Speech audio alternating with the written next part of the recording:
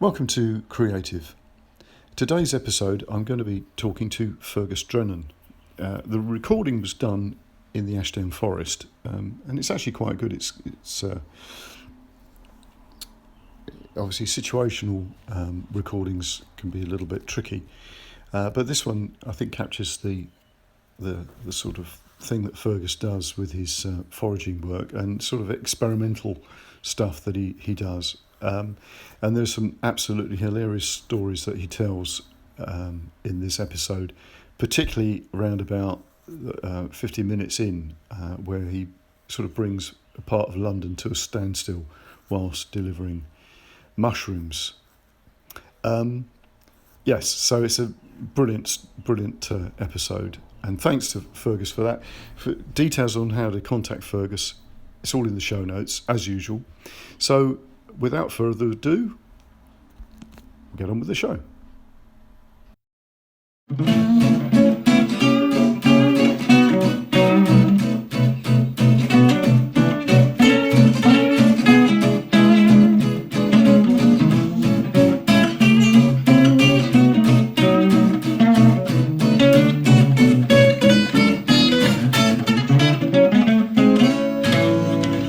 Yeah, so there we are. So today I'm going to be talking to Fergus Drennan, and here he is on camera. Hello! And there's an amazing fire and everything. Now, Yep. You can carry on and we'll chat. Okay. Right, so you've got an amazing fire going. I don't know whether I can tell you this tends to fall off the hand and all the rest of it. This great technology is never quite designed. Oh, there's the fire. For those who are looking on YouTube. Now this is what I like about the sort of no-nonsense fire building. There is something slightly different from what I've experienced before with fires being made outside. Right, so we're in the Ashdown Forest, I think it's safe to say, and in the depths of, by the looks of things. There's an amazing spot you got here. So the first thing is, Fergus, Yeah. what do you do? Because that's my traditional first question. What do I do? I politely turn off my phone when we're talking. I haven't That's even done that. one thing I do. Okay. And the other thing I do, we're in the depths of the Ashdown Forest. We're also in the depth of the Ashdown Forest. And I put skulls in tins. Oh, okay. And although this is a recent kind of creative exploration, but it is an extension in a way of what I do, which is my raison d'etre, I guess, is to forage and explore what it means to work with wild food and how relevant it is to not just survive but like thrive in a modern world. I mean, how can it be sustainable? How can you make it work creatively? And from so many different dimensions. So that's kind of what I'm about. I'm about wild food and kind of I almost some concepts just become so cliche they become dead, don't they? Yes, I was going to say like nature connection, but it's just like I mean, kind of we are nature, we are kind of connected to ourselves. But I guess in the fundamental sense that foraging, I mean, you're literally ingesting like your environment and connecting it that way, and not actually shitting it out, and and just kind of part that more of the whole kind of cyclical process, really. This kind of thing. Right, there we are. I've got a few in there. So you've got deer bones. What else have you got? There, I've got this. I really love because it looks like some kind of this looks like some kind of fish. That's prehistoric fish. That's it. Yeah, it's the pelvis and and the spine of a deer. Yeah, it's all deer here, apart from this bone I picked up on the Sinai Desert. Isn't that beautiful? It's a camel bone.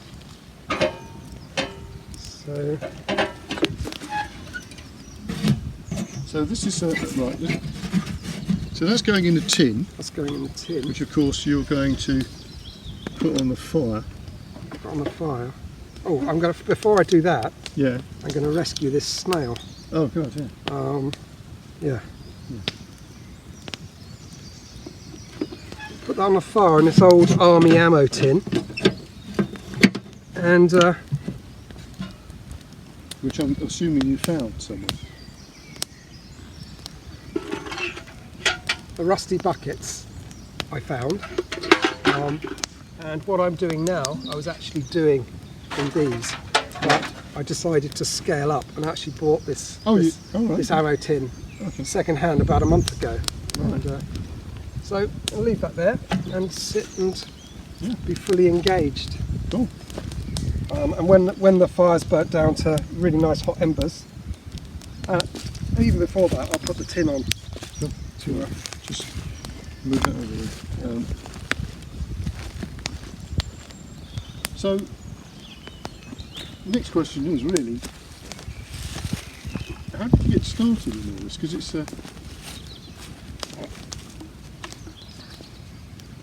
how young were you before you were? foraging. Yeah, just out in nature. I'm assuming was the first. Well, it's interesting to say that because as a child, I grew up in London. Right. Born in London, and first 4 years of my life lived in Wimbledon, near Wimbledon Common, and I guess as a 4-year-old, I used to go a lot to Wimbledon Common with my mother to get dandelions for my tortoise.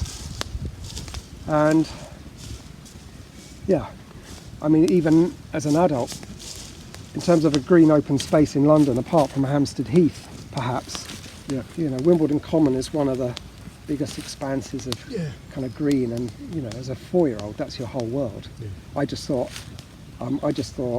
London was the countryside.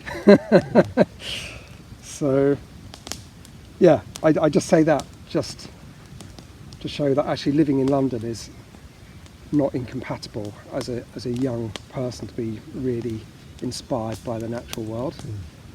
And I guess, yeah, in terms of engagement and enjoyment and just playing and exploring that world, if you are inspired as a youngster, it probably goes on to influence what you do as an adult. Yeah. Well, that's certainly been the experience of, when you talk to people. Yeah. How early on those. It's a very, very common theme, isn't it? Always. Very.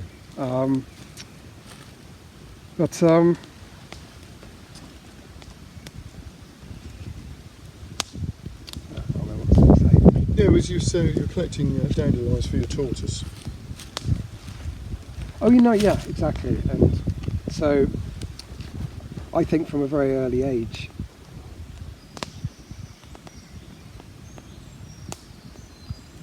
obviously, like, plants in their guise as weeds, interpreted as such, get a bad kind of rep. But I love my tortoise so dearly, and I've just spent hours just lying on my front, ancient eye, as it would eat the food of the gods, as I thought it must be. Hadn't tried it at that stage, which was dandelions. So this kind of iconic weed was never a weed. It was just this incredible plant that my wise old tortoise, thought was the best thing. Because it's an amazing plant. And it is, but it took me many years to see beyond its bitterness and know how to work with it and balance that bitterness with other flavours and appreciate. It's one of those things, I think, like one of those plants rather, like kind of nettles and certain seaweeds, that when you've eaten them, you can feel its vitality, whether in the form of nutrients or in other respects, just like your cells, sucking it up. You know, it's one of those plants. Yeah, definitely is the thing. Yeah. So when did it? At what point then? Because did you stay in London? No, went to Norfolk, actually. Yeah, after that. So what age is this then? Till from like 4 till 7, Right. and then came back to, went to Herne Bay, the North Right. Kent coast, Right. and kind of lived there in that area, Herne Bay, Whitstable, Canterbury, for about 35 years. Right. Yeah, Broadstairs, Thanet coast. So this is where you start to, or was it Norfolk that you started to get interested in? Yeah, I do not. I remember there's just one experience in Norfolk. So I must have been 5 or 6.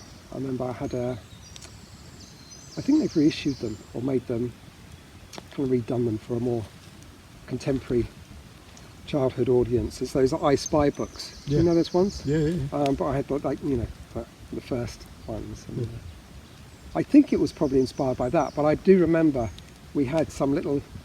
Maybe it wasn't a Leylandii, but it was some kind of Leylandii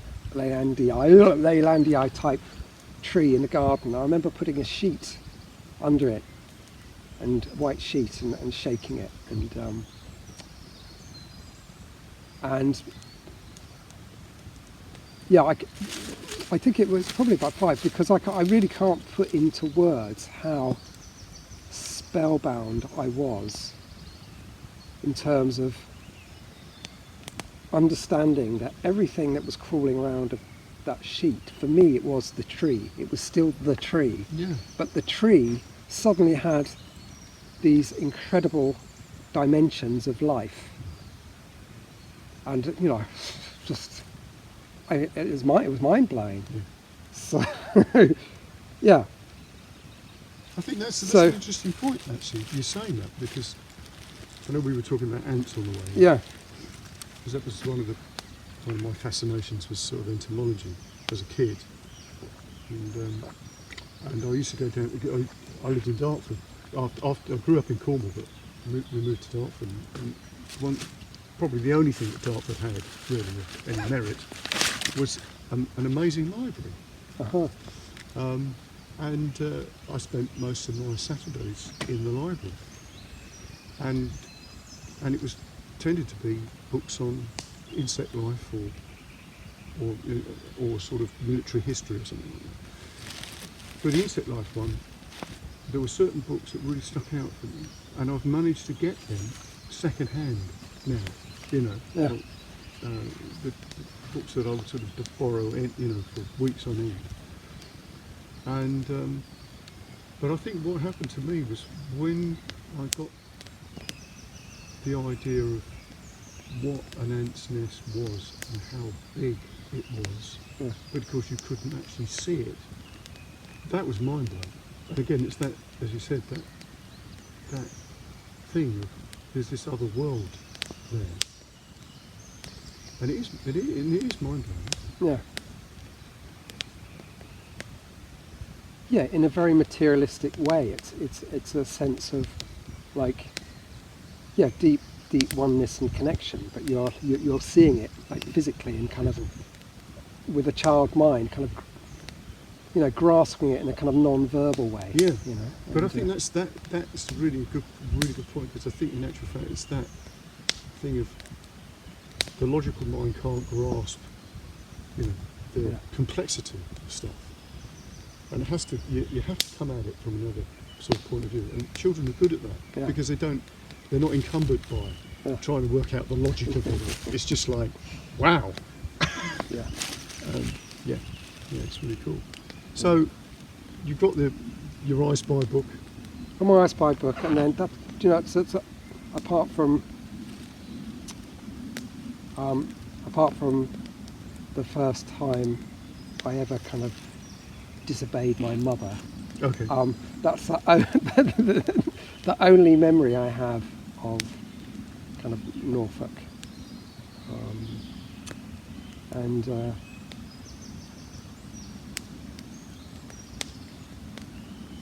yeah, and then after that, when I was 7, I came to kind of Herne Bay, and very quickly, I think, you know, the interest in kind of insects, kind of like you, carried on. So for about 4 years, I was absolutely obsessed with butterflies and moths, and finding first the caterpillars and then the eggs. And of course, in order to do that, you need to identify the food plants. Yes. So then, yeah, you pick up a little bit of knowledge. I mean, even in very basic books, you know, because things like nettles are, you know, food plant for so many species, not just butterflies and moths, but others, but, you know, but more obvious ones like small tortoiseshell and red admiral and peacock and painted lady.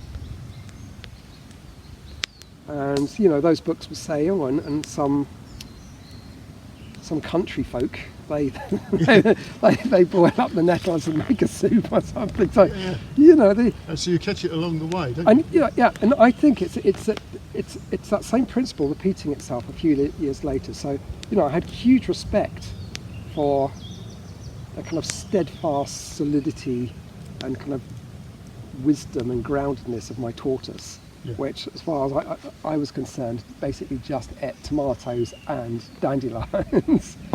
And another thing I did as a child is I had a big old tea chest, you know, the ones that come from India, like kind of wooden ones. Yeah. And I used to put nettles in there. I used to get caterpillars and then I'd put nettles in there. I'd feed them up and then I'd put fresh nettles and keep doing this. And peacock butterflies, one of my particular obsessions. And when they were pupating, I would get I don't know, something a bit more substantial than this. Yeah, just a branch, and I would glue all the.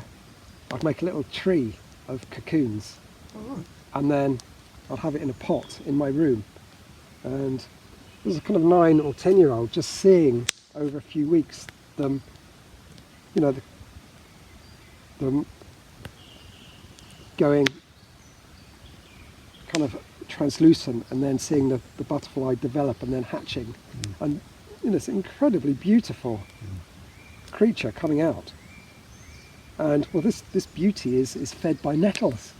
So wow, Yeah. I mean, what an internal transformation, and it's this wild plant that's you know, partly the source of this. And you know, this sounds like when I say this now, it sounds like such a naive understanding of wild food, but I think those experiences have cut so deeply into me that I think I'm constantly seeking out some kind of radical transformation that's going to come either through wild food, or, you know, as we all know, that it's not always about the destination, getting the wild food plant. I mean, this is what foraging is so much about. It's the journey. The journey. So within that, so that many levels of which transformation can come, but ultimately it comes to wild food plants, which are just one aspect of kind of nature. So there's this kind of experience. There was something you said there which I think is important from a creative, artistic point of view, which is naivety is sorely underrated. Because if you sort of, and I say this to people who have been playing guitar or in a band, it's like, if you sat and looked at the statistical possibilities of you succeeding, you wouldn't even start. But you have to have that extreme naivety that you're going to be the thing, Yeah. you know. Otherwise, nothing happens. Yeah. And I think that's an important point about any venture. You've got to. There's got to be a certain level of naivety, or even a great level of naivety, and maybe a little bit of luck. Yeah. That you don't kill yourself in the process or whatever. Absolutely. But I think that's an important point, isn't it? So when you come to those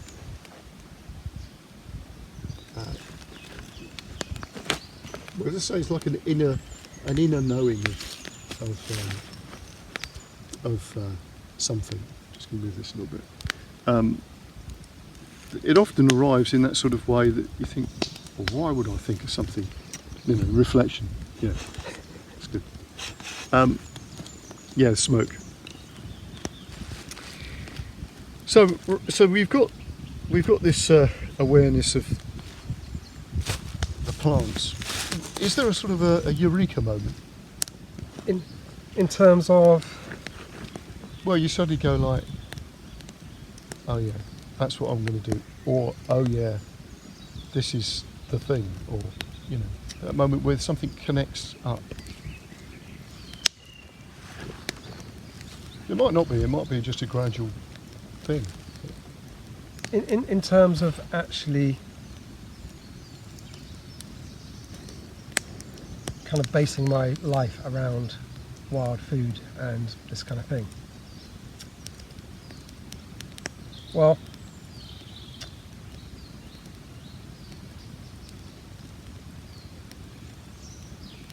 I guess pretty early on, living in the southeast of England, even in that period when I was very interested in butterflies and moths, up to the beginning of my teens, really, and looking for plants, I was very aware of the development and so-called waste ground, i.e. Incredibly biodiverse place disappearing, and this was very painful. Year in, year out, things would be going where I'd go before, and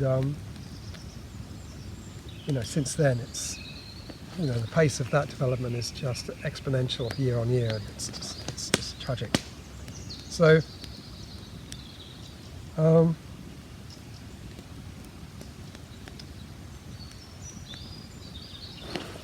I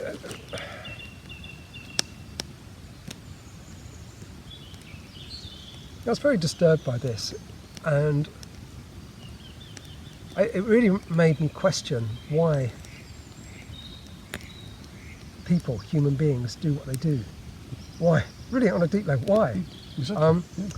There came a time, I think, in my kind of around 14 or 15, and it's barely left me since, is kind of waking up every day, and this is kind of precipitated by experiencing kind of loss of places you love. Like, why would anyone choose to do that? Of course, exactly, but I had no real understanding of that. So of course, but then, so I became absolutely fascinated what motivates people. So, and because I did, as a teenager, I started to get very depressed with what I saw in the world, and how people were, and I didn't do well at school, and when I started secondary school, I would go if I wanted to, or if I didn't want to, I wouldn't go, and I had no respect for authority. Who's at what authority? Who are you? Because I kind of felt like everyone else was to blame for the bad things. So why should I listen to you? You're probably. So my mother, my father, had a kind of quite a well-off uncle. Who's a dentist, well-off in that sense, not because he inherited lots of money. And so my mother then used that money when he died to send me off to this really horrible boarding school. Where I just developed more of a rebellious attitude to kind of authority, and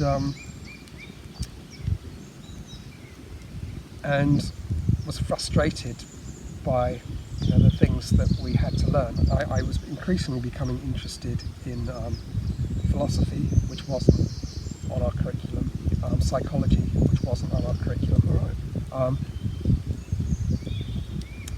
and religious studies, but in the way that I wanted to study it, not the way it was being taught. So I would be secretly reading these books. We had like 2 hours of prep every evening, so I would put books that I wanted to read within books.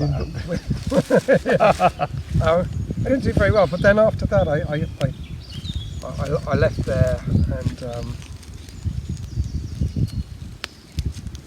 this is a preamble to kind of your question. When was the eureka moment? Because it's built on these those steps. experiences. Yeah. And so then I was still very interested in food as well. So after that school, I did some A-levels. I did psychology and politics and biology and philosophy. But then I also trained as a chef for 2 years, kind of overlapping with doing those things. But then was still like really searching for the kind of meaning and motivation. So then I did a religious studies degree, which there was so much background reading that it was a 3-year degree, but I kind of managed things, so I actually extended that degree over 5 years, so I could do kind of lots of reading. And because, although we're nominally secular in kind of the UK, of course, the foundation is the Church of England, and but you look around the world, most people are animated and motivated by some deep spiritual belief of whatever system they're following. So because I was keen to understand motivations and where I had fit in, where my motivations were, that's why I kind of explored kind of religious studies.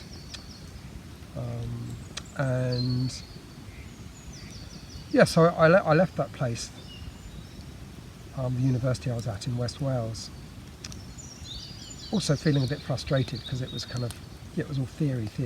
So then I went to a Chan temple in China for 4 months, and then I came back from there thinking, okay, what can I do with my life? I want to do something that inspires me, makes me feel grounded, connected, that inspires others, is creative, treads gently on the earth. Like, what can I do? I just don't know. Just really don't know. And then I came back from that, and I ended up working at a farmer's market for a year. And in the end, I was partially running this vegetable stall, and it was kind of interesting. The smoke's coming again, and following you around. But I was foraging more and more for myself, and I must have been. We've gone forward quite a few years now. It's about 30 by now, 30, 31, 32. And I remember there was a particular year I had loads of elderberry syrup put down. I had loads of dried mushrooms, and I started putting them on the stall because I was kind of running the stall now, although on behalf of the collective. And I was also, putting fresh mushrooms on there. And there was another guy who'd been doing like the same thing, but said this place, it's called the Good Shed in Canterbury. Yeah, I know the Good Shed. Yeah, so it has a restaurant above, and it gets its produce. And, there's organic, pesticide-free, biodynamic. Really good stuff. And wild stuff on it in its first year, being taken by the then head chef Blaze, by my friend Miles, who wasn't my friend at the time, but came to be. And it was very interesting because this was before like wild food really took off, within kind of mainstream kind of gourmet food and kind of high-end restaurants. And but the chef there, he was on it, so Miles would bring his stuff in. you know, Miles is a great guy, but to be perfectly honest, like, I think it's partly because the mushrooms that I had were for public display. They were going on, so, you know, what I was selecting was immaculate. So the chef was buying Miles's stuff, which was, well, you know, it was okay, but it wasn't presentation condition. But he was just like, yeah, have that. But then he'd be seeing mine on the store, and he'd be like, that's like better than Miles's. Like, look at that crop, I'll have that. You know? So I never really wanted to get into like kind of selling wild food in a big way, but this, I don't know, the chef was torn between kind of me and Miles doing this thing, and then Miles was getting irritated that he'd been working at this place or supplying this place for a year, and here I came along, and you know, and so yeah, we went for a long walk, and we decided that we would work together and supply kind of restaurants, that one, and 4 or 5 locally with wild food. At this point, it was still, it was enjoyable, and literally within a couple of months of working together, a customer at the Good Shed who worked for the Observer came along and did a 4-page spread on us. Like, you know, and you can imagine, this was. So what were we talking now? Roughly what time? I think this must have been about 2002, and we just started to supply 1 or 2 restaurants in London at that point. I think we had, I can't remember, it's a pretty kind of well-known Irish chef who had a place in Soho, I forget his name now. But anyway, he was there, and some of the people we supplied were there. But of course, from that point on, like every chef that really wanted to get an edge on others was doing it, getting in contact and wanted supplying. And so basically I worked for Miles, with Miles, you know, we were joint owners of his kind of company, Forager. I dispensed with my brand, which was Pure Land Wild Food, and the smoke is really coming. Yeah, no, that's okay, don't worry, move. And yeah, we went under the banner Forager, and we became equal partners in this business. But it was so interesting because, yeah, for me, working with wild food had always been a very spontaneous thing, and it was never about getting really large quantities. And so this all just seemed to, I think I was drawn in by, initially, how can you earn a living this way? And then the creativity of really top chefs. Even though, to be honest, at the early days of supplying for a year, you know, it was almost a little bit soul destroying, because, you know, we'd ring 15 chefs at the beginning of the week. They'd all want wood sorrel, because, you know, this was when Hugh Fernley, Whittle was just kind of making it to the screens with his Cook on the Wild Side, I think, and around that kind of era. And you know, René Redzepi wasn't even known, of Noma, and kind of people like this. So yeah, they were creative in their own comfortable domain, working with the ingredients that they were familiar with.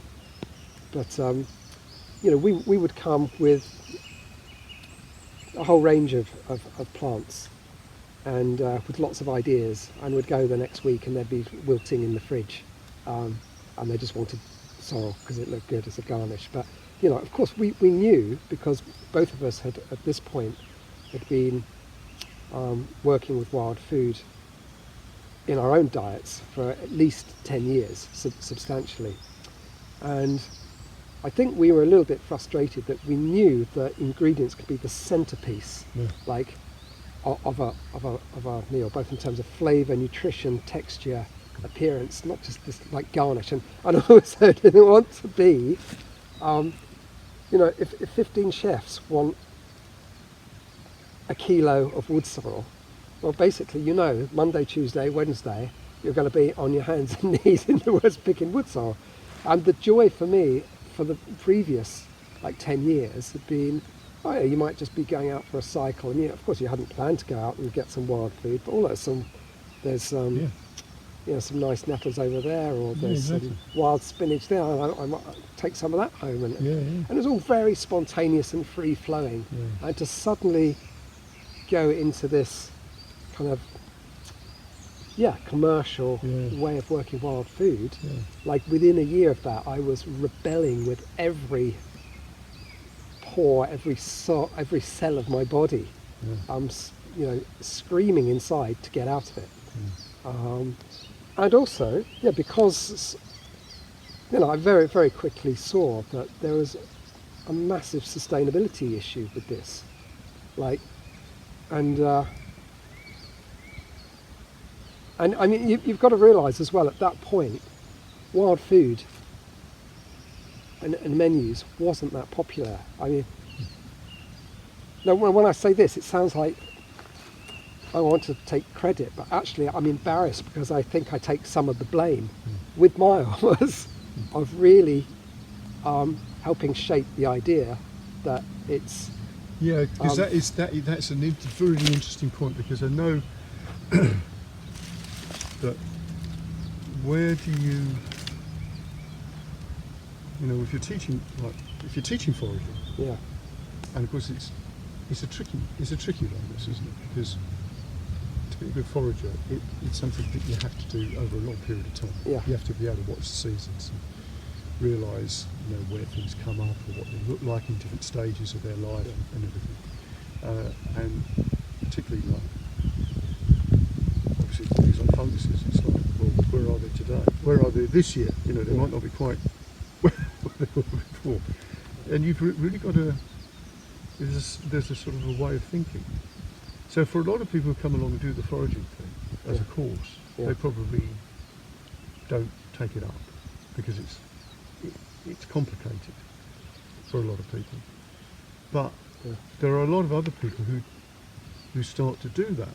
And then you get that, again, like you're saying with the food thing, where, because, I'm sure, it's like trying to get people to re-engage with the natural world and to be sensible about it, so that you just don't take everything. Just because you could. No, I don't know whether this is a rationalisation, but I think there is a step back from that, is, I guess, in the sense that, wild food really did come on people's consciousness much more, particularly used by so many Michelin star chefs now and TV chefs. It's like, oh, there are plants out there that we can eat. So it's actually about noticing, because I think one of the biggest issues with any kind of habitat destruction is because it's not valued. It's not valued because it's not noticed. Obviously,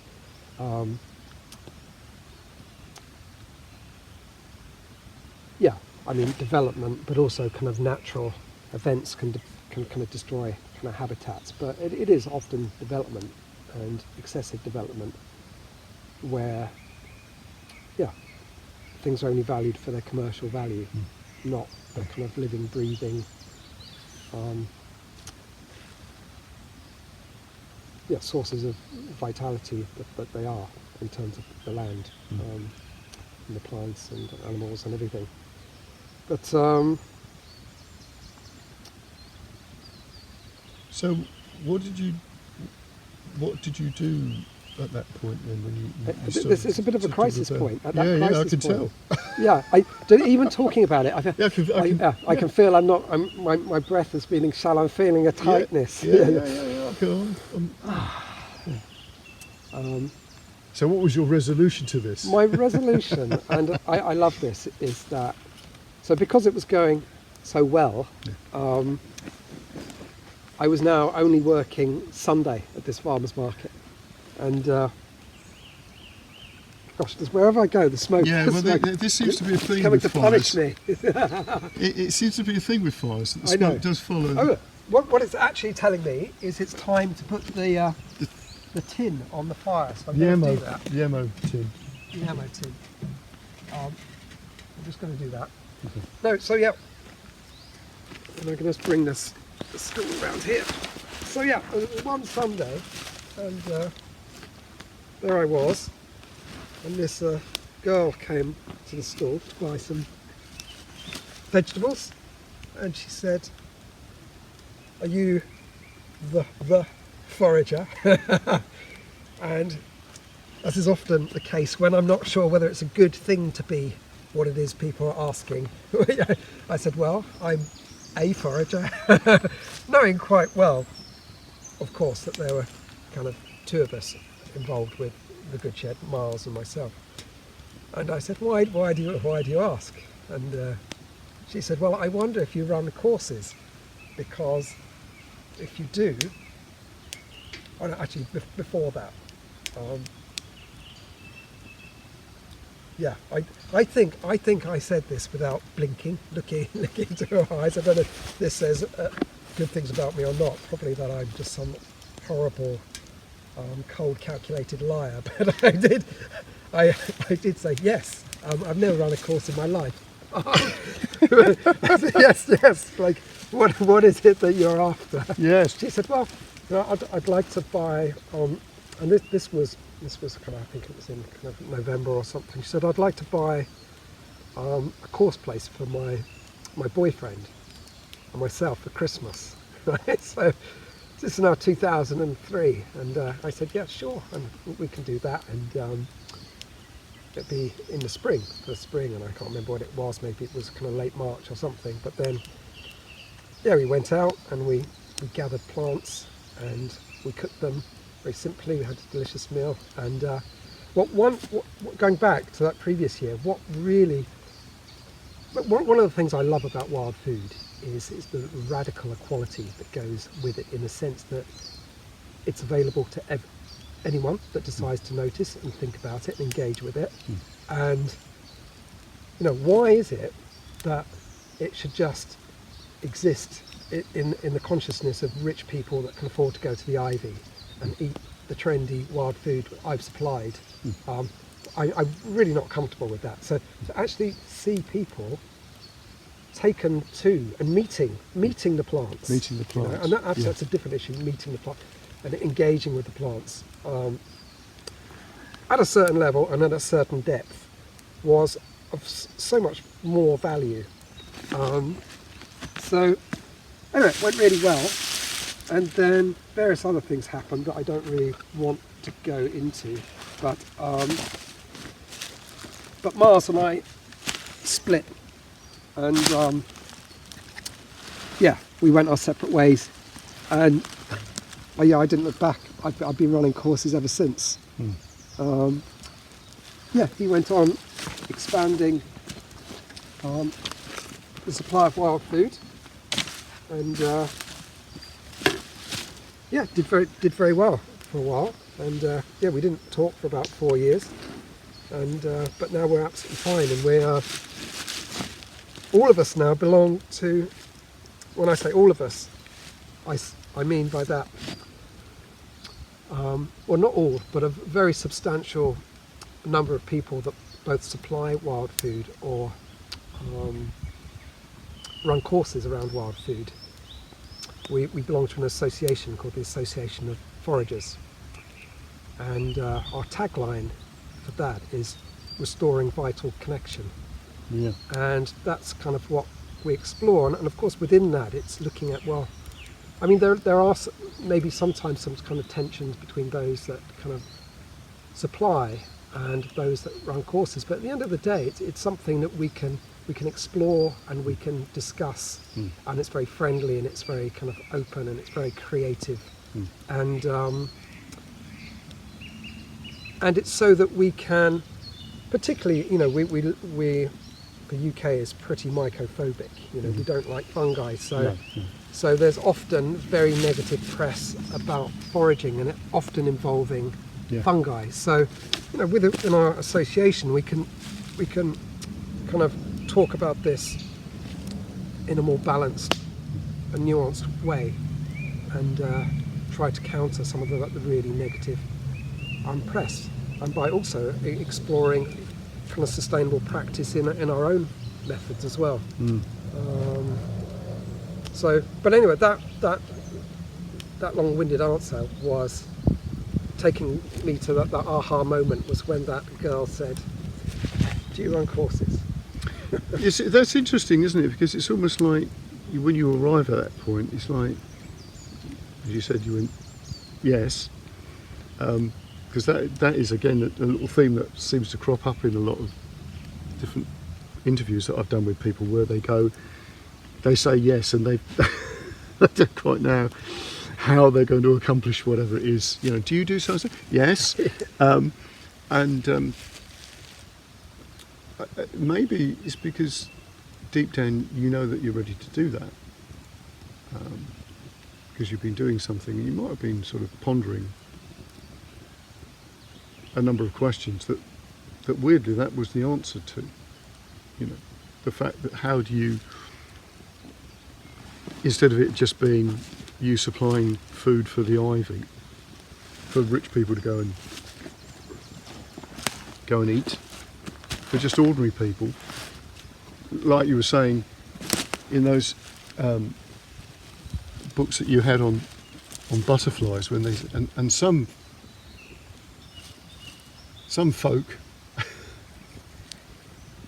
would boil up nettles and make a soup out of it, or a tea out of it. It is following you. It's really It really is following you. It is. So Right, I haven't tried sitting on here. no, you haven't. That's very true. So This could be the sweet spot.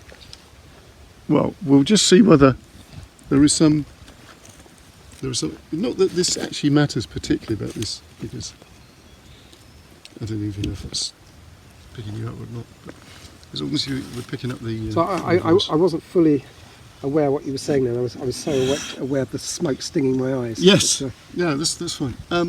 No, I was saying about it might be that when you get that sort of moment, although you're not aware consciously that that's the thing that you're arriving at,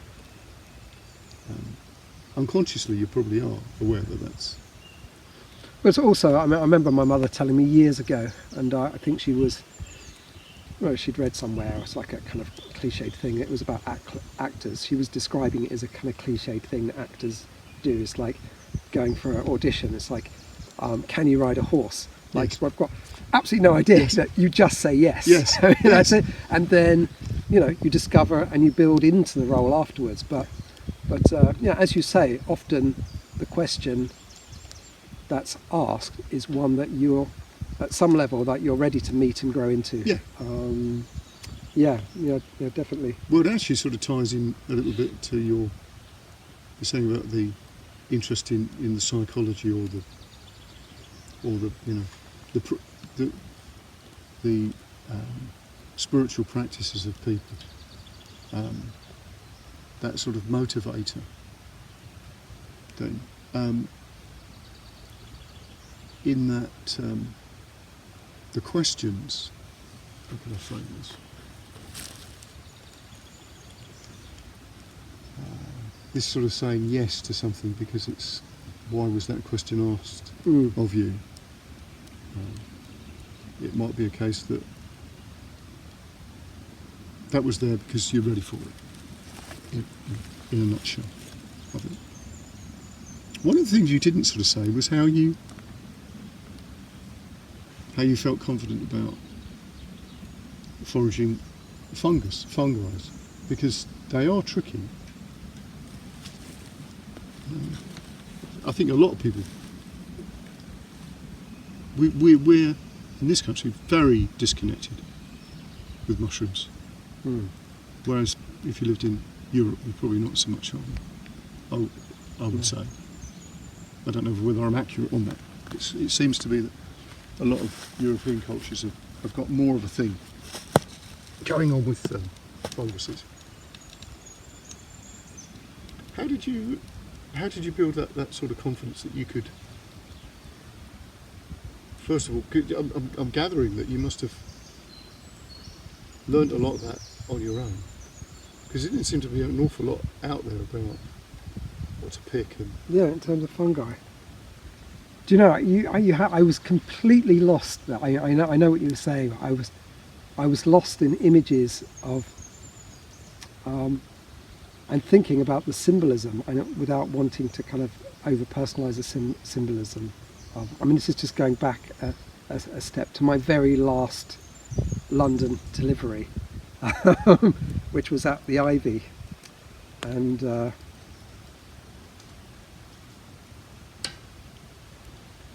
yeah, just because that seems to be coming up now, I'm just going to kind of mention that because it's kind of, and we can go back to that because it's quite a funny story.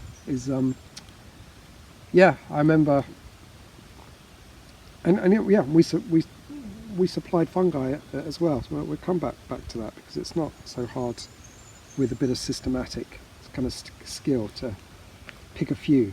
But yeah, it's just I'm just thinking of my severing of supplying any restaurants almost did go out with a bang, because it was the week after the 7/7 bombings, and the usual vehicle that we would take up, it was my turn. Miles and I, we did it in rotation doing these deliveries.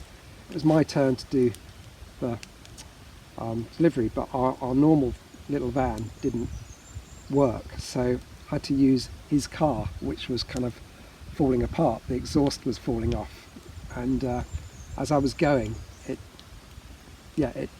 was dragging on the road. It kind of fell off. So driving up to London, so I kind of I drove to the back of a service station, and I kind of routed around, and I just found a whole load of wires, and so I kind of wired the exhaust on, and with all these delivery boxes, like polystyrene ones, and I thought, well, just in case it falls off, I'll stick more of these wires and cables. And I wonder if you know where this is going. But so then I parked just outside the Ivy, did my delivery to the Ivy, and then I thought, well, I'm going to leave the car there because it's only 5 minutes walk to J. Sheikey's, which is just kind of down the road. I'm going to do my delivery there. Now, I went to J. Sheikey's, and with all the wild food, and I was just going to go down the steps, but everyone was coming out onto the street, and yeah, it was going to be a 2-minute silence for like the bombing the previous week for the victims, and so this was kind of delayed for about 20 minutes actually for everything to get. So then, I did my delivery, and then we were kind of talking, and that was all fine and good, and exchanging ideas, and then I went back to the Ivy, but the whole block had been cordoned off. It's like, why is the whole block being cordoned off? I got it. Anyway, I got it. So there's a police, the police kind of tape, and there was no one there, but I've got to go to my car. It's like, yeah, it's outside the Ivy, so I kind of lift up the tape, and then a kind of policeman comes running. It's just like, where are you going? And I said, he said, oh no, we've closed down the whole block. It's a suspected bomb. And he says, do you have a vehicle? And now because I never use that vehicle, I'm thinking about right. So I'm thinking, well, I have this little van, right? So I said, oh, yeah, I've got this kind of little van, kind of grey, tiny little van. He says, oh no, okay, you can't come. And then it suddenly dawned on me, and I was like, oh no, I'm very sorry. That's not the car I'm driving today. I said, the car I'm driving today is outside the Ivy. And of course, they looked at it. And it's got loads of wires. They saw polystyrene box with like all these wires coming out, but not being able to see what's in them. So they'd shut the whole thing. And the very interesting thing is, like, when I'd delivered to the Ivy, the head chef, I forget his name now, I was talking about getting a table there, and he was like, yeah, any time you want a table, just kind of let me know. Anyway, but the amount of disruption I'd caused that day, because when I went to the car, like everyone, all the guests, the whole staff Jesus. Not just like the catering side, but the whole of them. They were all out on the street being removed from the building while I'm being questioned by the police. Of course, I never called the head chef to say, "Yeah, can I have that table, please?" Like, Oh, so that was it. My final delivery went out in a kind of quite a dramatic. Well, at least your car wasn't blown up. And my car, yeah. And the policeman said to me that your car was 5 minutes away from being towed away and blown controlled, up. Yeah, controlled detonation. Yeah. So that was the end. Yeah. Wow. But I was just That's a brilliant I was story. just living into that when you were asking me about the fungi, because I don't think about it that much. But I was just thinking about the symbolism of it. You really want to destroy that aspect of your life. And what you've been doing. Absolutely. So try and do it in the most spectacular way. You know? That's brilliant. Yeah. Okay. That's it's like one of those sort of perfect storm situations where you go like, if that hadn't have happened, then this wouldn't have happened. Yeah. That's fantastic. Yeah. Well, that's steaming quite nicely then. It's steaming. To be honest, I need much more wood. I need fire around it. Yeah. To achieve what I want to achieve there. Yeah. Maybe that's a tricky thing. But anyway, it's nice to see that in action.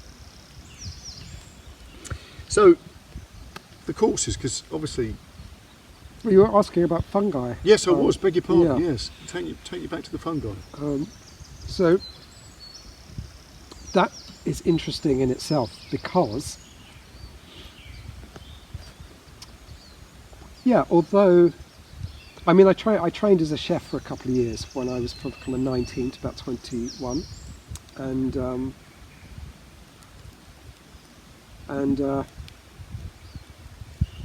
but I just think I automatically imbued the kind of mycophobic views and understanding. I increasingly valued plants because I had an entry point with my tortoise, butterflies, and just being outside, in the sunshine and identifying plants. It just seemed easier, and I had wildflower guides and I'd identify things by flower, and it was all kind of quite easy, relatively speaking, compared to fungi. But it wasn't really on my radar. And I remember I was living at my mother's around that time in my kind of early 20s when I was doing this. And I remember my mother was watching this programme on the BBC,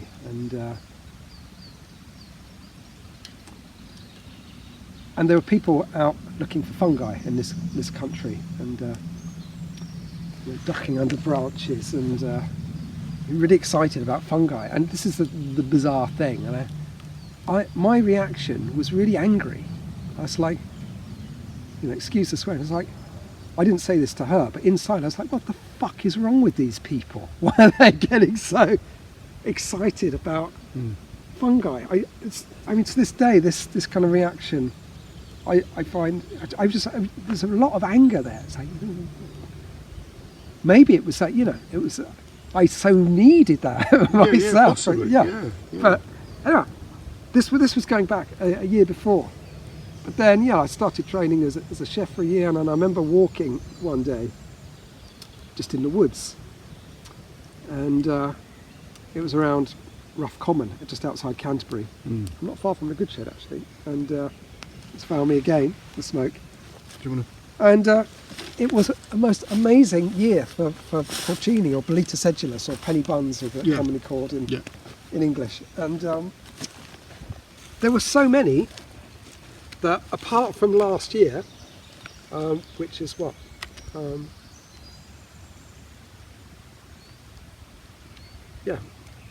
Decades later, that I've never known a year like it. They were literally growing out of the path. And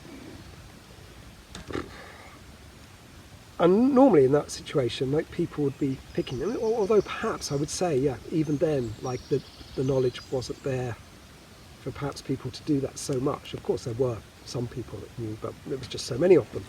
So you know, I remember just reluctantly thinking, oh yeah, there was those kind of people like going and foraging, and this clearly looks like the kind of thing that they might have been getting.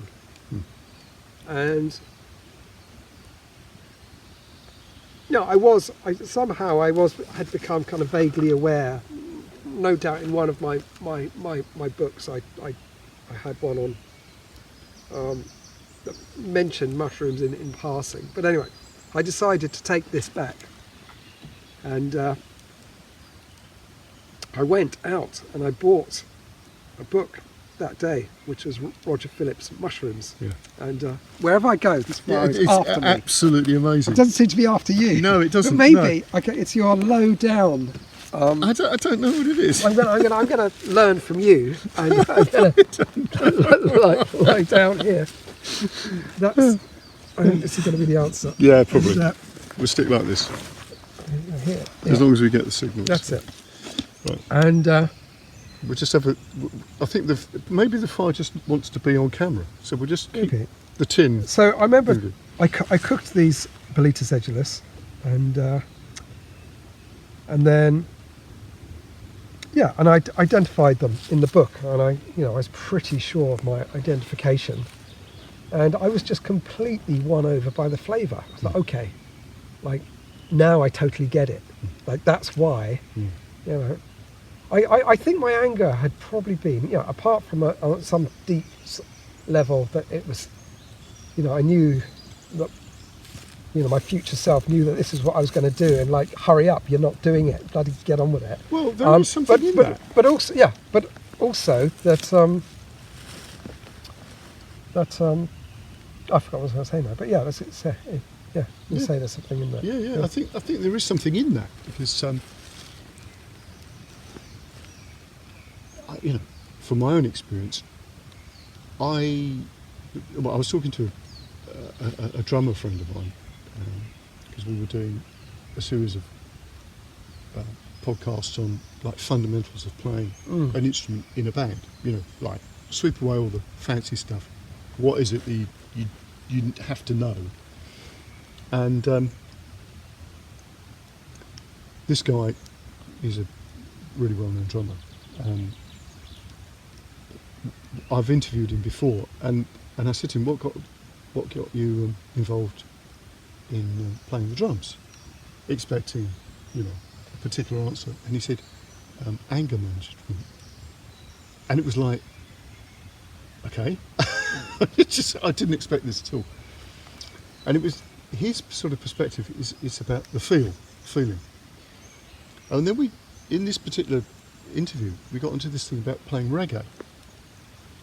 And I didn't like reggae, because it wasn't on my radar particularly. And because I was interested coming into guitar playing as a white guy, why would it be on my radar?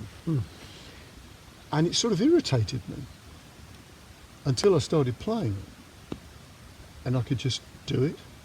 And it was very strange. It was almost like something inside me was like ruffled by the fact that I wasn't doing the thing that I could do. In a sort of strange way. There's an absolute parallel there, because, I mean, in describing myself as a forager and someone you can come to because they forage and they run courses, it's almost embarrassing. Embarrassing in the sense that, on mainland Europe, and this partly also addresses about the mushroom question, it's just a living tradition of doing that, a live living tradition.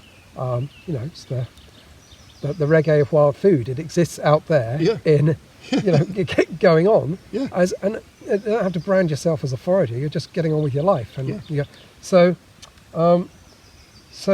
it's almost like maybe this kind of anger is a kind of acknowledgement that actually I'm really severed from that tradition, and I want to be in that tradition.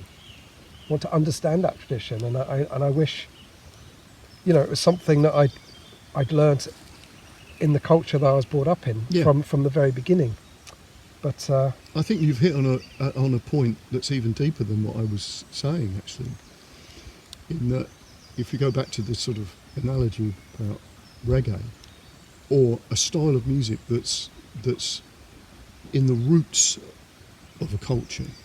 And you could say that is true of anything. It could be folk music. When you're disengaged from that, there is something. How can you put this? It's like you've missed something along the way. It's like there is something missing, which again goes back to this whole thing of our connection with nature and how is it that people can do this? What is it that motivates people to clear a forest area or whatever? And then, plant a load of trees thinking that they've made good something, which is nonsense. Mm. And also, like you're saying about waste, what we term as waste ground, being the most biodiverse thing, But that's just looked at as being, that's a bit messy. And I think that, that probably hints at something like deep down where the disconnect that we feel about things bubbles up in a very strange sort of way. I'm only... We're not to know, actually. I don't think it's something we can be logical about. Mm. So anyway, going back to your courses, because they're great fun. You do a lot of different things, don't you? I mean, thinking about you making paper out of it. I love making paper out of fungi because, the thing about actually trying to get people to come on courses where you're making paper out of fungi, it's not that easy because it's so niche. Yeah, but it's the fact that it's sort of so different. It's so different. It's not just about making the paper, it's the fact that you're coming at things. I think when I do things like that, and it's got me again, is that, and it partly addresses what you were saying. It's like, living in a kind of mycophobic culture, where does that begin? It begins, that's the ground from which you grow. Where do you grow from? You grow as a child. So if you can inspire children to first of all notice and value fungi. Yeah. So for me, it's like it's an uphill struggle if you approach it from the edibility point of view in a mycophobic culture. Yeah.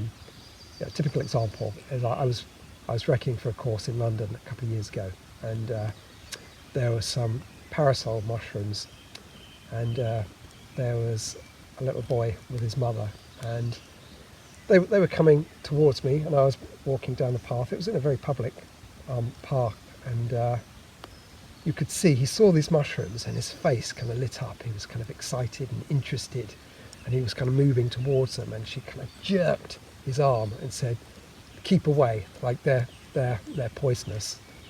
And I was approaching, and I said, "In actual fact, that's a very good edible mushroom, and it's called parasol." And she kind of glared at me and carried on. But but that is the default. So to counter that with default, I think is don't go in talking about edibility first. Inspire kids by thinking about mushrooms in terms of their potential. Leaving aside, first of all, their whole ecological role, which is, we could go that route. But actually, if you can inspire them through their use for making paper, for making art, for making fire, for making colour, for making hats, yes, for sharpening knives, and these kind of things first,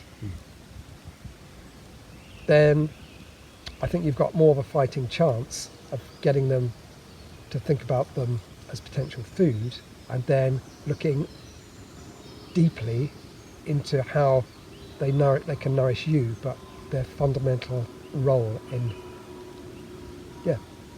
then the way they nourish the natural world. I think that's one of the reasons I like to try to do things like that. But as I say, it's quite a niche one, that one. But No, but I like your approach on it, because I think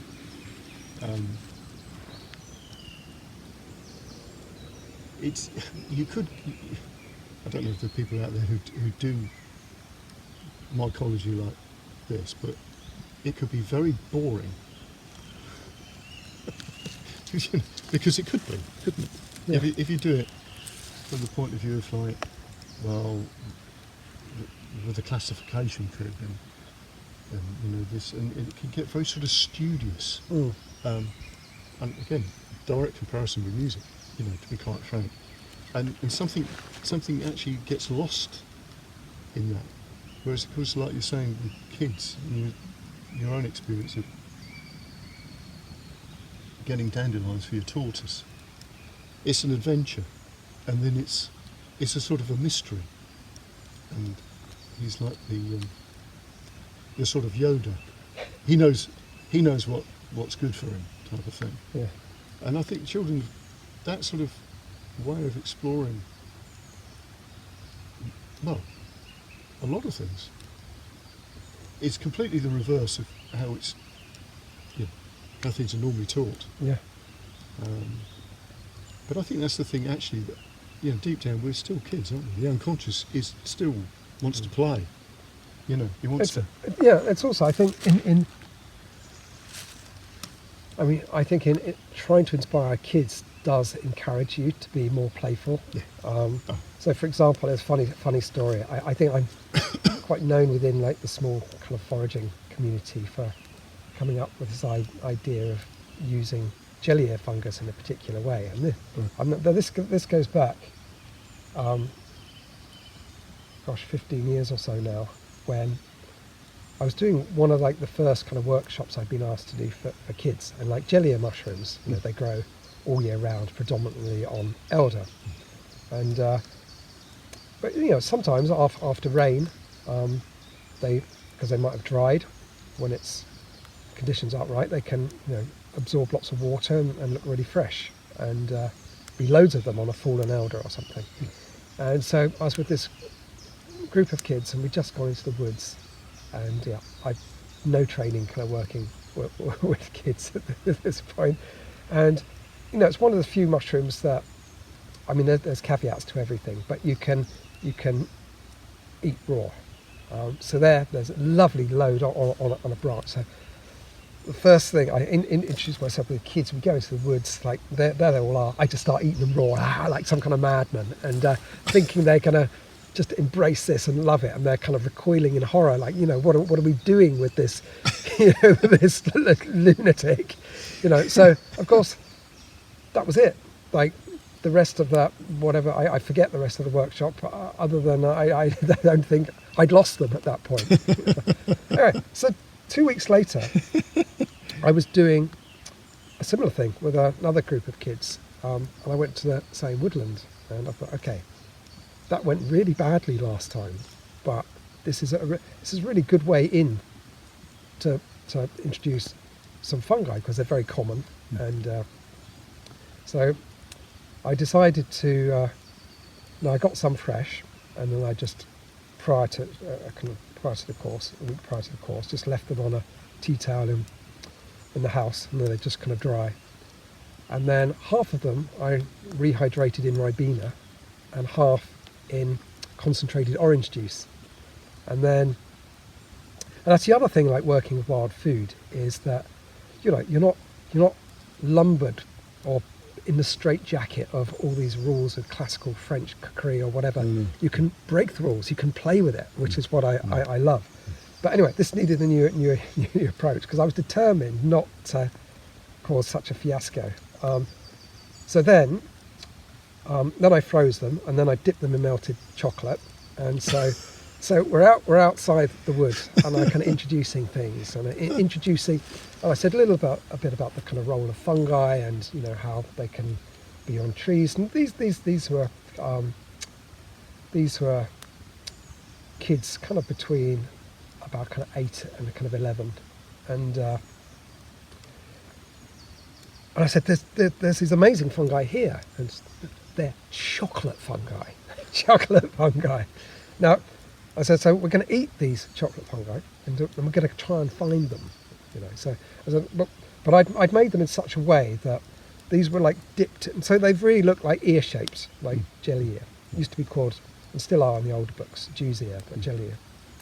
And but if you freeze them and dip them in the hot chocolate, and then with a pin you hang them on a board with a bit of newspaper underneath, and any excess that drips off, like when you've done the next one, you come and do it, you kind of wipe it off. So really the melted chocolate is completely following the contours of the mushroom, so it looks like essentially what it is. It's just coated in chocolate. So to really be aware of its form and its texture when you're looking at eating it.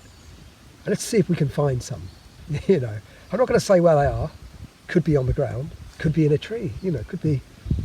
And so they all kind of ran in. So already this was like much better. They kind of ran in excitedly. And of course they were finding them very quickly, and they were just so excited. Like, no, this is it, you know, this is it. And I thought, wow, that was a real lesson for me. It's just like, it's yeah, with a bit of creative inspiration at the beginning, and then how you present things initially can transform like the experience. Whereas, you know, that first bunch of kids, they're probably in therapy. And I hate fungi more than ever. And who knows, the others, maybe they're, you know, radical mycologists, creative mycologists. Maybe Merlin Sheldrake was among one of those. Yeah, maybe, yeah. Who knows? I don't know. Don't think so. But yeah. Mind you, being one of the Sheldrake family, that was probably not an unusual experience. No, probably not. Cool. So you need to explain what's in the tin. So what's in the tin? And I guess this also comes back to what we said right at the beginning about dandelion, tortoise, transformation, butterflies ingesting nettle, transformation. So a couple of months ago I was making hide. Well, the other thing, okay, so one step, it's a short step from making, incorporating wild plants into your diet to incorporating foraging other things, so wild meats. And because I don't like to eat animals that have been deliberately reared for food, because of like the inherent suffering involved, and you know, particularly factory farmed and things like this. Okay, I might be a hypocrite and eat some organic chicken and stuff sometimes, but anyway. I eat what I call accidental meat, which is what most people would call roadkill. And but one of the principles we were talking about earlier, as I apply this to both plants and animals, is that, you know, that Fergus Henderson nose to tail approach. He wrote a book called Nose to Tail, like using the whole pig and including like the parts you don't use. And I explore that botanically, but I also explore that when I'm working with a deer that I found. And it's an entry point to a whole other culture, like Native American tradition, where I think there's this wonderful book called is it Lame Deer Speaks? But he talks about the value of a badger pizzle. Like a badger pizzle is the penis bone of the basil. And I think it's Lakota Sioux. I could be wrong in this, but it's one of the Native American groups. Valued it so much that they would trade a horse for this, because it was used as an awl in like for like, you know, making the holes for doing skins. I suspect their badgers are kind of bigger and stronger, because I've worked with them, and they you know, they're great. They're kind of needle sized, but the ends aren't so strong. But anyway, so over the years I've worked a lot, done a lot of skin work, and you know, cordage out of sinew, and always looking how to. It's a whole thing of like honouring an animal, and I do various kind of rituals and blessings and various things, rather than it being just dismissed as this thing that's just killed. It's just inconvenience to become a pile of maggots by the side of the road. All right, so on the animal, creatively work with it in many ways, and So I was making some hide glue, because actually to size mushroom paper you need glue. It doesn't have to be hide glue, but that's traditional. Rabbit skin being the most traditional, but deer skin glue. So I was making some of that with a friend who she wanted some, so I was showing her the process. But she's an artist, she lives on the estate just here, and yeah, she was making lots of pigments, and she was making some bone pigment. While we were doing this on the fire, she had some just bone bits, and then put them in the tin, and she wanted to smash them up to make a black bone, or very dark brown. I mean, it depends on whether you're working with fresh bones and really blend it with a bit of iron and various other things, but she wanted a dark bone pigment. And so just because I happen to have a sacrum of a deer, I put it in the tin. And the way it comes out, and the transformation that it goes through to become something, I mean, sacrum in itself is, there's a whole load of sacred aspects around that anyway. But actually, to put it in a tin and give it a new life, see different depths in it, different qualities. When it comes out, it's carbonised. It was just beautiful. I was just astounded by it. So then, and this was only a couple of months ago. So then I went on a bone walk, deliberately on a bone walk, and I've gathered lots of skulls, and I've done it about 4 times now, and particularly badger skulls. I'm fascinated. There's lots of badgers you find on the road, sadly, and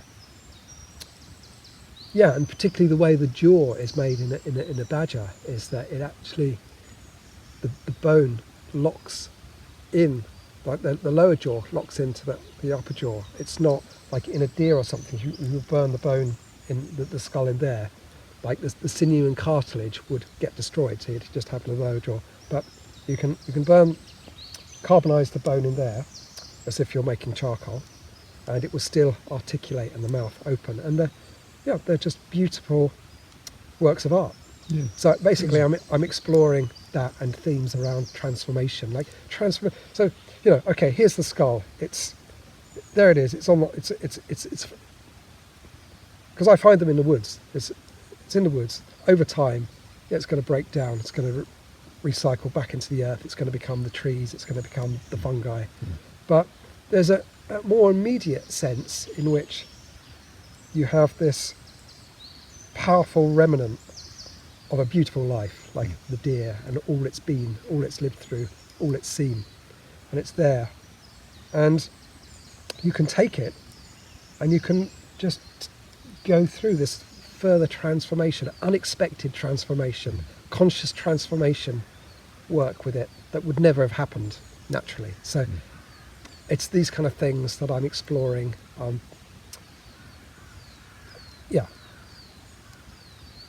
And reflecting on and meditating on and using it as a theme.